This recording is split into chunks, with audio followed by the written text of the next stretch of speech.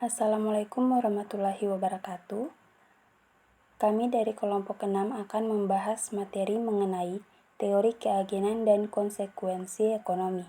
Sebelum masuk ke pembahasan, perkenalkan nama saya Mufidah Fatina Karim dan rekan kelompok saya Fika Rafika Baba. Untuk pembahasan pertama ada pengertian teori keagenan.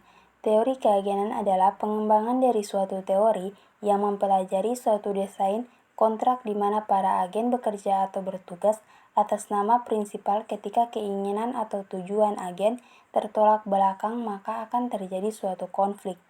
Konflik keagenan yang ditimbulkan oleh tindakan perataan laba dipicu dari adanya pemisahan peran dan perbedaan kepentingan antara prinsipal dengan agen secara aktual teori keagenan. Teori keagenan memiliki karakteristik komparatif dan non-komparatif.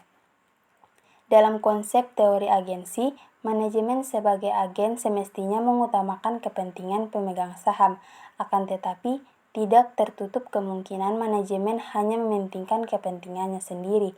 Untuk memaksimalkan utilitas, manajemen dapat melakukan tindakan-tindakan yang tidak menguntungkan perusahaan secara keseluruhan, yang dalam jangka panjang bisa merugikan kepentingan perusahaan. Bahkan untuk mencapai kepentingannya sendiri, manajemen dapat bertindak menggunakan akuntansi sebagai alat untuk melakukan rekayasa. Perbedaan kepentingan antara prinsipal dan agen inilah disebut dengan agensi problem, yang salah satunya disebabkan oleh adanya asimetri informasi. Selanjutnya, menurut Eisenhardt 1989, teori keagenan dilandasi oleh 3 buah asumsi, yaitu yang pertama, ada asumsi tentang sifat manusia, yang dimana menekankan bahwa manusia memiliki sifat untuk mementingkan diri sendiri, memiliki keterbatasan rasionalitas, dan tidak menyukai resiko. Yang kedua ada asumsi tentang keorganisasian adalah adanya konflik antara anggota organisasi, efisiensi sebagai kriteria produktivitas, dan adanya estimasi informasi antara prinsipal dan agen. Yang ketiga ada asumsi tentang informasi.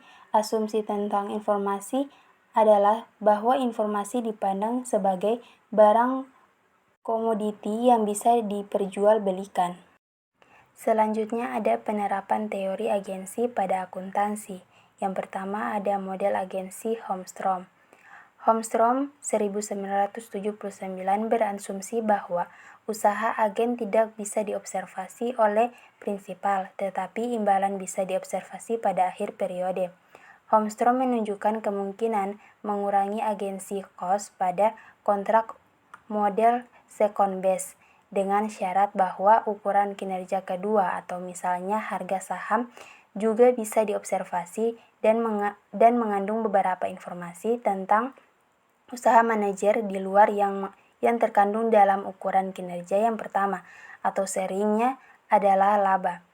Holmstrom menunjukkan secara formal atau sebuah kontrak yang didasarkan pada sebuah pengukuran kinerja seperti net income kurang efisien daripada laba. Sumber dari kerugian efisiensi adalah kebutuhan agen yang menolak risiko untuk mentoleransi risiko dalam rangka menghasilkan kecenderungan untuk menolak. Yang kedua ada kekakuan kontrak. Kontrak cenderung untuk rigid atau kaku pada waktu ditandatangani. Alasan untuk kekakuan ini perlu didiskusikan. Di lain pihak, kita mungkin bertanya jika konsekuensi ekonomi mempunyai tempat dalam kontrak yang diikuti oleh manajer, mengapa tidak dinegosiasi ulang kontrak yang mengikuti perubahan dalam GAAP atau keadaan tidak terduga lainnya. Kontrak yang tidak mengantisipasi semua kemungkinan realisasi keadaan merupakan kontrak yang tidak lengkap. Membangun sebuah komitmen formal untuk menegosiasikan kembali kontrak di bawah tangan adalah mungkin, namun jika negosiasi kembali tersebut adalah baik untuk manajer, prospek dari negosiasi kembali tersebut mengurangi usaha insentif manajer yang tidak termasuk dalam ketertarikan investor.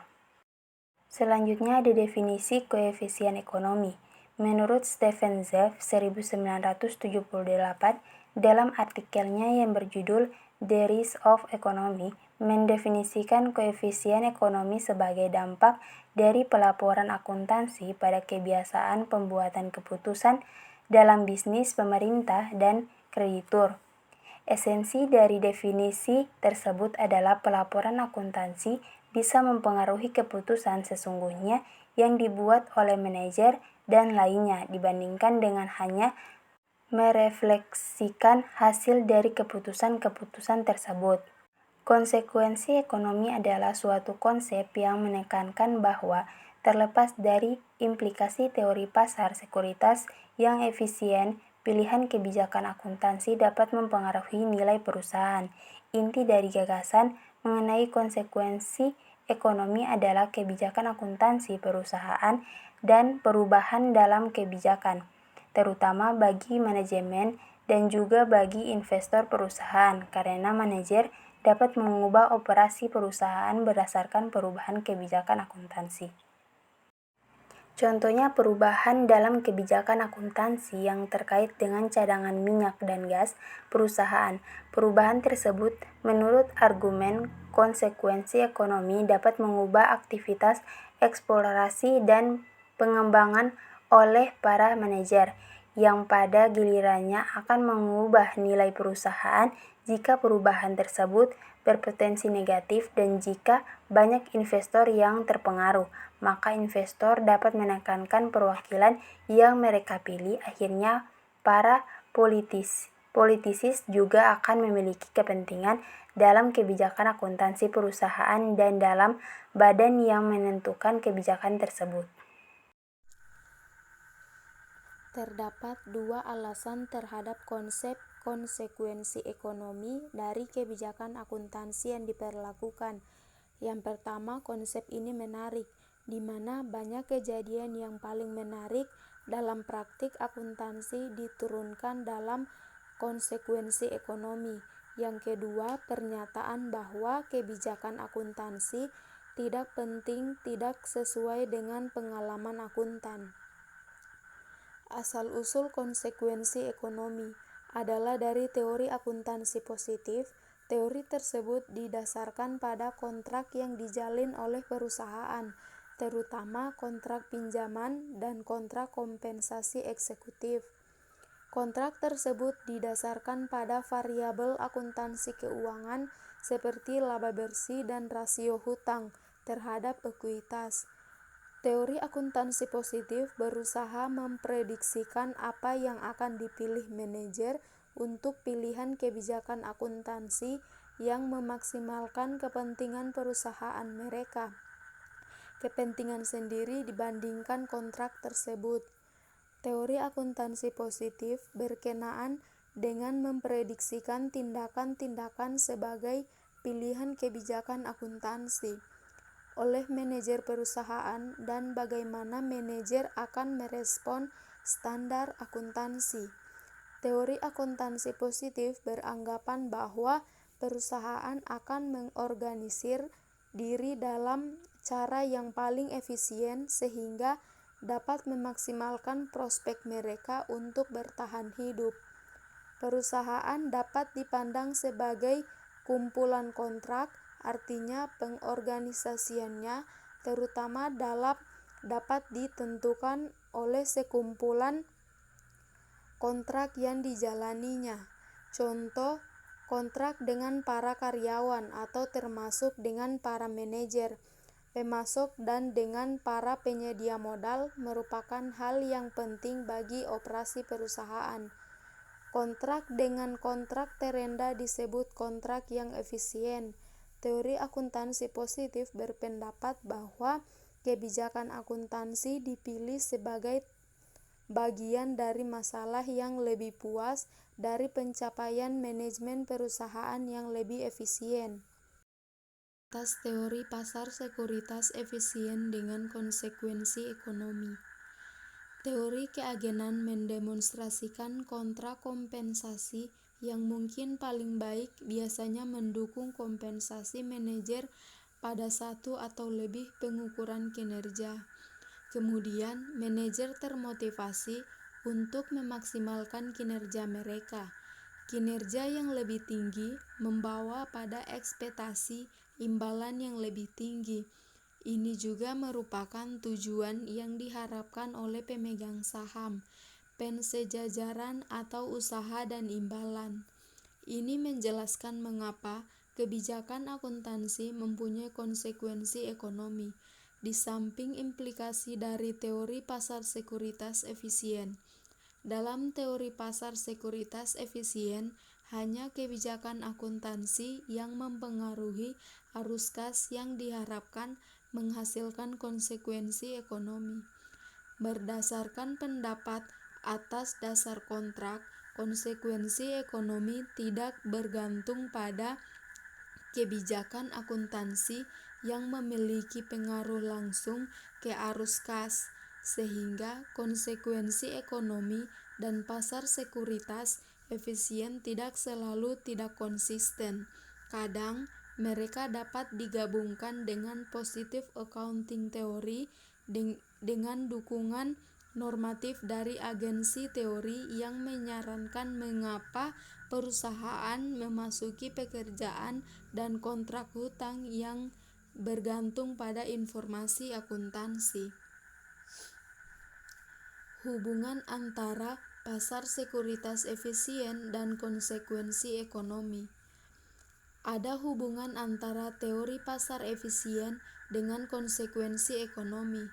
Hal ini menunjukkan adanya anomali dari teori pasar efisien bahwa pasar tidak akan bereaksi harga sahamnya selama informasi yang tersaji tidak mempengaruhi aliran kas. Konsep konsekuensi ekonomi berkaitan dengan yang pertama, masalah kepemilikan, yang kedua, kebijaksanaan akuntansi tidak bertentangan dengan pengalaman akuntan. Yang ketiga, konsekuensi ekonomi menimbulkan pertanyaan mengapa berbeda. Dampak politik dan konsekuensi ekonomi dalam pembentukan suatu standar.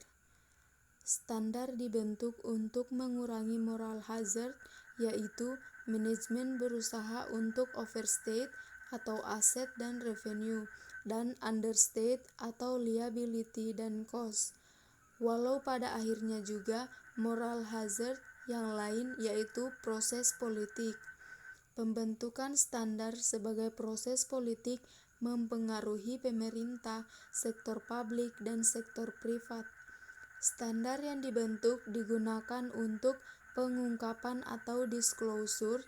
Standar yang dibentuk selalu berkaitan dengan konsekuensi ekonomi yang berkaitan dengan kos keagenan atau berapa banyak pihak yang dilukai, atau dengan kata lain, berapa banyak kos yang dikeluarkan dengan adanya standar baru, dan respon pasar yang berkaitan dengan public good atau tidak ada nilainya, free rider, dan economy good atau barang ekonomi bernilai sehingga perlu usaha untuk mendapatkan agar economy good, maka laporan keuangan tidak ada kebocoran informasi sehingga standar harus ditetapkan dan pembuatannya diserahkan kepada pasar.